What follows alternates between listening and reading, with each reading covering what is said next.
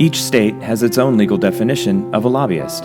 California defines a lobbyist as any individual who receives $2,000 or more in economic consideration in a calendar month, other than reimbursement for reasonable travel expenses, or whose principal duties as an employee are to communicate directly or through his or her agents with any elective state official, agency official, or legislative official for the purpose of influencing legislative or administrative action.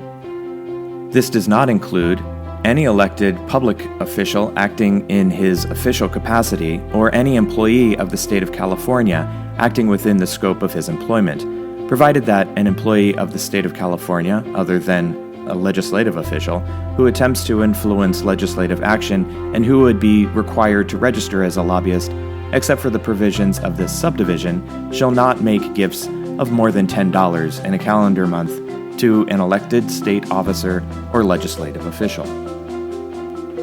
Any newspaper or other periodical of general circulation, book publisher, radio or television station, including any individual who owns, publishes, or is employed by any such newspaper or periodical, radio or television station, which in the ordinary course of business publishes news items, editorials, or other comments or paid advertisement, which directly or indirectly urge legislative or administrative action, if such newspaper, periodical, book publisher, radio or television station, or individual engages in no further or other activities in connection with urging legislative or administrative action other than to appear before a committee of the legislature or before a state agency in support of or in opposition to such action, or a person, when representing a bona fide church or religious society, solely for the purpose of protecting the public right to practice the doctrines of such church.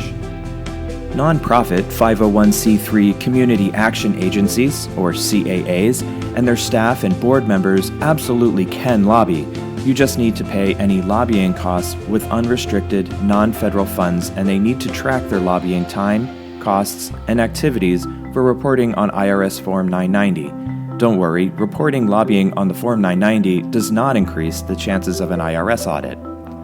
Whether a public, i.e. governmental CAA, its staff and board members may lobby on behalf of the CAA will depend on state and/or local law. Any lobbying costs a public CAA may incur must be paid out of non-federal, unrestricted funds. The Community Action Network does engage lobbyists for various reasons. The primary national lobbying group is the National Community Action Foundation, or NCAF, led by David Bradley. NCAF leverages the life-changing activities of community action organizations to justify continued funding for CSBG in Washington, D.C. As we will see, it is okay for a community action agency to engage in lobbying activity. The agency just needs to adhere to guidelines set out by the IRS and report them accordingly. However, there are many activities that groups can do that are not considered lobbying. Staff and board members of CAAs also have First Amendment rights to lobby as individuals on their own time, outside of the office, and using their own personal phones and computers.